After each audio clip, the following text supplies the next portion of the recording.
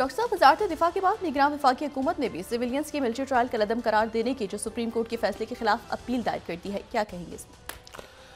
देखिए, इस्लामाबाद में यहाँ पे इक़्तिदार की जो कॉरिडोर्स हैं, पावर कॉरिडोर्स, उनमें क्या हो रहा है। साइफर के ऊपर जो एक अपील लगी हुई है, फिर उसके बाद फैज़ाबाद धरने के ऊपर एक कमीशन बन गया है, फिर अगले चंद दिनों में अदालतें बड़े मुकदमात और बड़े फैसले करने जा रही हैं। इलेक्शन भी हो रहा है, जलसे भी शुरू हो गए हैं।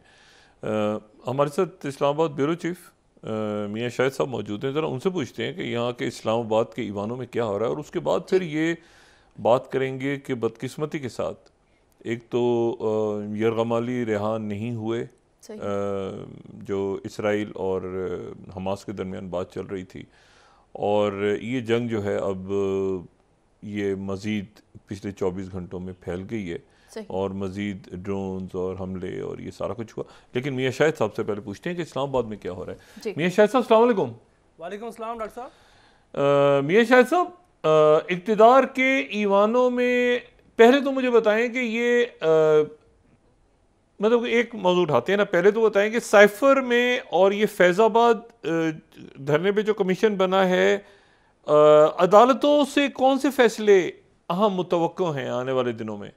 डॉक्टर साहब, पहले इस्लामाबाद के हालात पे बात ना कर ली जाए? पहले वहाँ से शुरू कर लें। जी ठीक है। तो डॉक्टर साहब, इस्लामाबाद के जो हालात हैं, जो मौसम है, बड़ा पुरसकून है। और पहली दफ़ा मैंने देखा कि 2018 से लेकर अब तक जो है हवा के ताज़ा झोंके अब आए हैं और ठंडी हवा आने लगी है।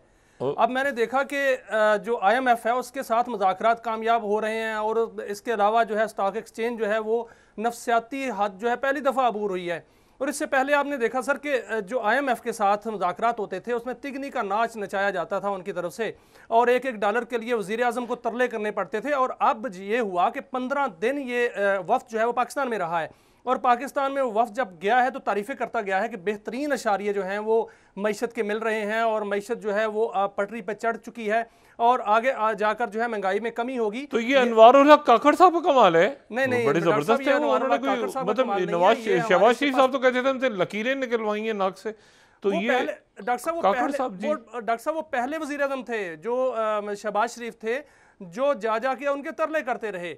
अब जो है ये रियासत का किरदार है इसमें, और हमारे जो सिपा सलार हैं जनरल सैयद आसम मुनीर, उनका किरदार है ख़ास तौर पे, जो उन्होंने मईशत को ठीक करने के लिए जो बेड़ा उठाया था, और जो उन्होंने हालात को ठीक करने के लिए बेड़ा उठाया था, उन्होंने खुद आके फ्रंट लाइन पे आके जो है वो किरदार अदा किया है। अच्छा। और इस हवाले से आपने देखा कि जो IMF का वफ्द है वो स्मूथली पाकिस्तान में 15 दिन के मुज़ाकरात के बाद और बेहतरीन अंदाज से जो है वो नहीं, जो 15 दिन रहा है वो यहाँ पे, डॉक्टर साहब 15 दिन रहा है पाकिस्तान में, और पाकिस्तान में 15 दिन जो है मुज़ाकरात होते रहे। तमाम वजारतों से भी मुज़ाकरात हुए, स्टेट बैंक से मुज़ाकरात हुए, वज़ीर खजाना जो है, वज़ीर आज़म तो बाहर थे गालिबन, इस दौरान दौरे पे थे वो, तो यहाँ से कोई आवाज़ नहीं आई, हमें कोई इख्तलाफ नहीं हुआ, बिल्कुल आराम सुकून से हो गया सारा कुछ। जी डॉक्टर साहब, बिल्कुल आराम सुकून से हो गया। और वज़ीर आज़म से तो आखिरी मुलाकात उनकी हुई है जिनमें उन्होंने तारीफ़ें जो हैं वो की हैं, और असल में जो किरदार है वो तो रियासत का है, क्योंकि रियासत ने जो इक़दामात उठाए हैं वो IMF ने देखे हैं, और IMF को ये इत्मीनान आया है, अब इत्मीनान आया है IMF को कि हमने जो पैसे देने हैं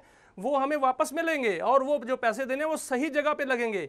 पहले तो यही इत्मीनान नहीं होता था कि जो IMF अपने प्रोग्राम कंप्लीट करता था या पैसे देता था वो कहाँ लगते हैं, पहले तो जो मुआहदे हैं उनकी खिलाफ वर्जी की जाती थी। अब देखें सर, जो पेट्रोलियम मसनूआत की कीमतें कम हो रही हैं, बिजली की कीमतें जो हैं वो डबल डिजिट से सिंगल डिजिट में आ रही हैं, और बल्कि वो रुपयों से पैसों में आ रही हैं, यानी कम हो रही हैं। लेकिन ये जो खबरें आ रही हैं गैस की कीमत बढ़ेगी, ये होगा वो होगा, वो तो होगा ना अभी। देखिए सर, वो होना है, वो उसकी वजूहात हैं, वो कुछ और वजूहात हैं जिसके बायस होना है। लेकिन देखें, जो कीमतें बिजली की बढ़ रही थी वो कम भी तो हो रही है ना। तो इस तरह जो पहले रियल जो हकीकी जो सूरत थी उस पर हमें आना पड़ेगा। जो आर्टिफिशियल तौर पर जो हर चीज़ को रोका हुआ था वो अब जो है बंद खुल गए हैं, और जो डॉलर है उसकी कीमतें भी कम होना शुरू हो गई हैं, और आइंदा आने वाले दिनों में आप देखेंगे कि महंगाई भी कम होगी। ये सारी सूरत हाल इस्लामाबाद में बड़ी पुरसकून है इस्लामाबाद, और जो इंतखाबात हैं डॉक्टर साहब उनका बिगल भी बच चुका है, लेकिन साथ साथ जो एहतसाब का नकारा है वो भी बच चुका है और बज रहा है। एक मिनट, एहतसाब कहाँ गया? डॉक्टर साहब एहतसाब हो रहा है, अब बड़ी गिरफ्तारी हो चुकी है, और इतनी बड़ी गिरफ्तारी जिसको मैं बहुत बड़ी गिरफ्तारी समझता हूं। इकबाल जैद अहमद की जो गिरफ्तारी है वो बहुत बड़े एहतसाब का पेशखामा है। उसमें आप देखें कि कितने गैस के कोटे और कितना जनाब वो जो मामला जो है वो इतने फैले थे कि उसमें सुप्रीम कोर्ट को भी आना पड़ा था, और उसमें उन जो ऐवान थे हुकूमत के उनको हिला दिया गया था। इतने बड़े जो है वो इंकशाफात सामने आए थे। तो वो गिरफ्तारी होना बहुत बड़े एहतसाब की जो है वो पेशखामा है, और इस हवाले से तमाम तर होमवर्क कंप्लीट हो चुका है नैब में, और नैब में भी FIA में भी एंटी करप्शन का डिपार्टमेंट जो है बिल्कुल एक्टिव हो चुका है, और उन्होंने सारे जितने भी करप्ट अनासर हैं उनके तमाम डेटास, उनके तमाम इंक्वायरीज, उनके हवाले से जो सबूत हैं वो इकट्ठे कर लिए हैं।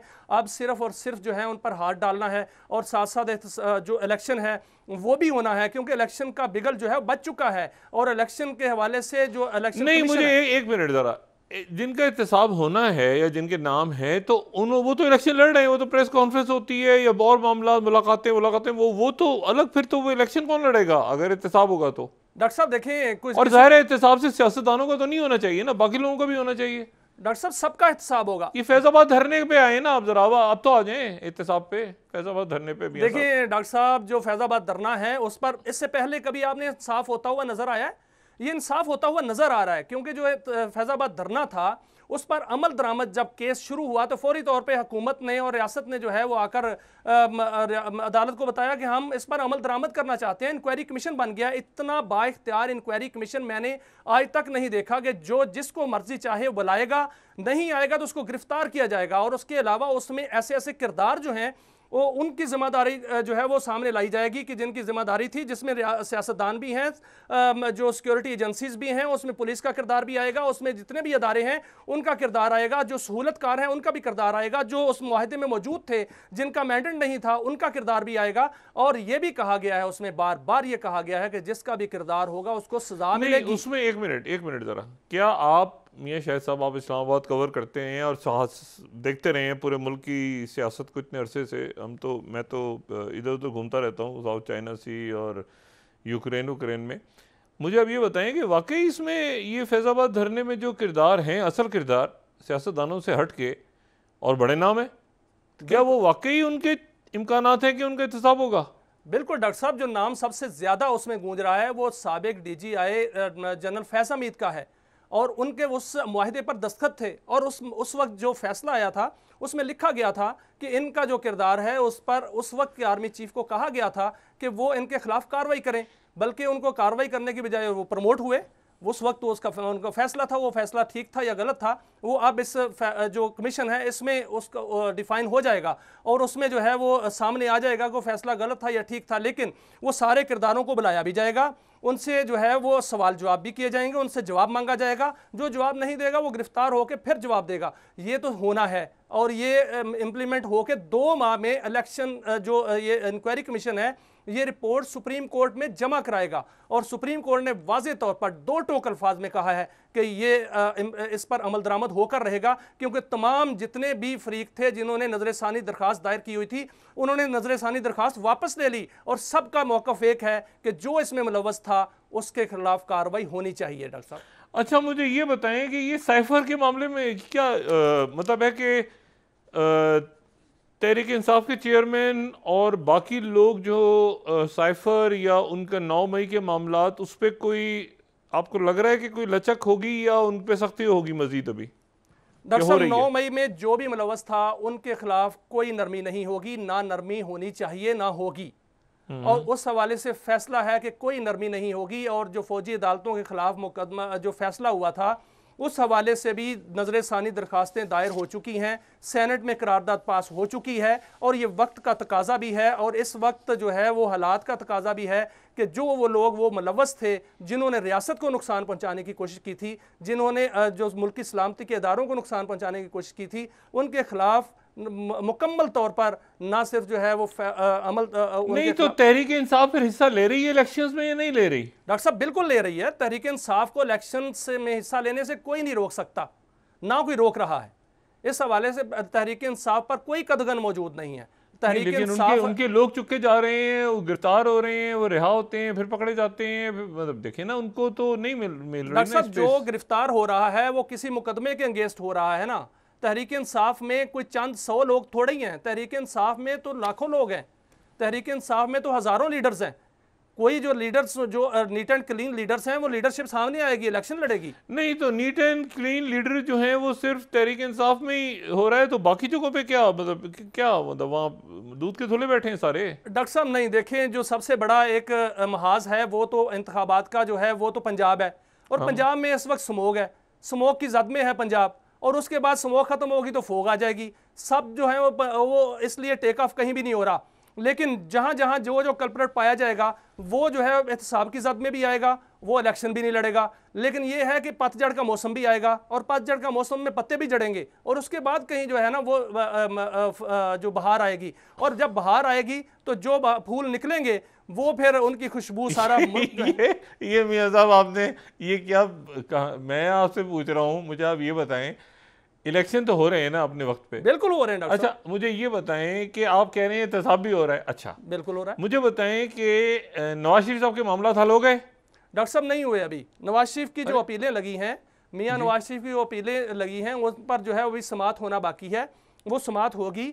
अगर वो उनके मामलात वहां से हल हो जाते हैं, जब तक शेड्यूल नहीं आता उस वक्त तक, क्योंकि शेड्यूल जब आएगा 28 तारीख के बाद, 28 नवंबर के बाद, उसका एक टाइम फ्रेम होगा ना। अगर उसके अंदर अंदर उनकी अपीलें जो हैं वो डिसाइड हो जाती हैं, वो बरी हो जाते हैं, तो उनकी ये नाहली और ये सज़ा ख़त्म हो जाएगी। लेकिन एक मामला जो है वो मौजूद है, वो अपनी जगह पर मौजूद है, जो कि उनकी नाहली सुप्रीम कोर्ट से हुई थी पनामा केस में, जिसमें अकामा का मामला था। उसमें डॉक्टर साहब 5 रुकनी बेंच ने वो फैसला दिया था, और उसमें अगर आइन खामोश है और नून लीग का ये मौक़िफ़ है, हो सकता है वो ठीक हो कि जो इलेक्शन एक्ट आया है वो उसमें वो नाहली ख़त्म हो चुकी है। लेकिन सुप्रीम कोर्ट का फैसला इस तरह ख़त्म नहीं हो सकता। मेरी कानूनी और आइनी माहिरीन से बात हुई है, उनका कहना है कि उसको सुप्रीम कोर्ट के सामने ही ले जाना पड़ेगा, सुप्रीम कोर्ट से ही तशरीह करानी पड़ेगी।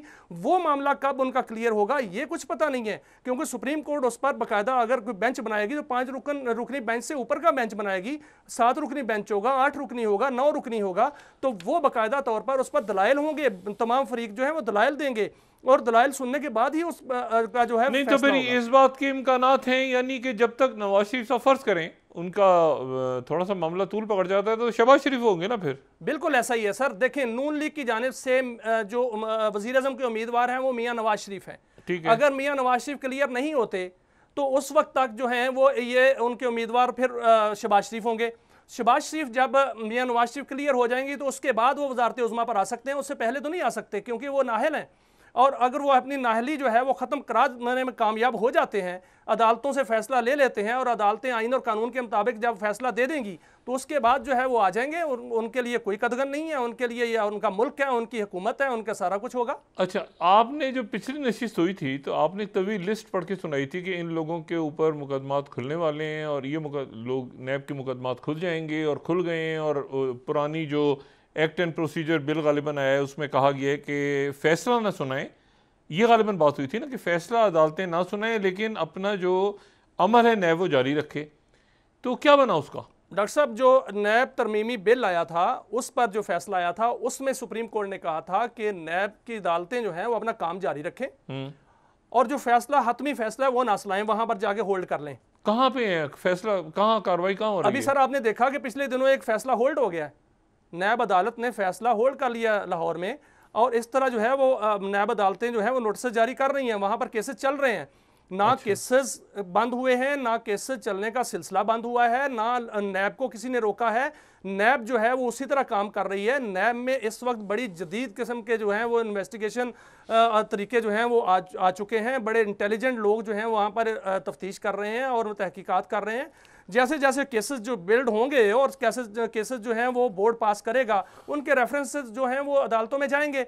अगर सुप्रीम कोर्ट रोक देती है आतमी तौर पे फ़र्ज़ करो तो फिर रुकेंगे, वरना वो नहीं रुकेंगे। और सुप्रीम कोर्ट जो है उन्होंने कहा है कि आप अपना काम जारी रखें। जब अदालतों को कहा गया कि अपना काम जारी रखें तो एहतसाब का अमल तो जारी है, अब एहतसाब का अमल तेज़ होना है और वो उसको उस मराहल में दाखिल होना है कि जिसमें वो करप्ट अफराद जो होंगे, जो भी करप्ट अफराद हैं, वो बाकायदा इंजाम को पहुँचेंगे। तो वो पहुँचने वाले हैं, क्योंकि रियासत भी इसका फैसला कर चुकी है और अदालतें कोई पॉलिटिकल इंजीनियरिंग तो नहीं हो रही फिर उसके लिए, मतलब माजी में होती रही है ना, तो मतलब ये अच्छा चोर है, ये बुरा चोर है, ऐसा किस्सा तो नहीं होगा? डॉक्टर साहब अभी तक तो बोर्ड और सियासतदान ही ना हो, बाकी लोग भी हों। डॉक्टर साहब अभी तक तो नजर नहीं आया, क्योंकि अभी तक सियासतदान जो हैं उनमें उनको नैब ने तो उन पर हाथ नहीं रखा अभी तक। अभी जो है उनके खिलाफ जो है जो भी कल्प्रेट है, जो भी करप्ट है, उनके खिलाफ तहकीकात तो जरूर हो रही हैं, लेकिन जो पकड़ा गया है वो तो टाइकून पकड़ा गया है ना, उसके लिंक कहाँ कहाँ हैं, जहाँ जहाँ लिंक मिलेंगे वो तो पकड़े जाएंगे ना सर। अच्छा मुझे ये बताएं कि ये जो चेयरमैन तहरीक इंसाफ की नाअहली और इलेक्शन में हिस्सा लेने के कोई इम्कानात?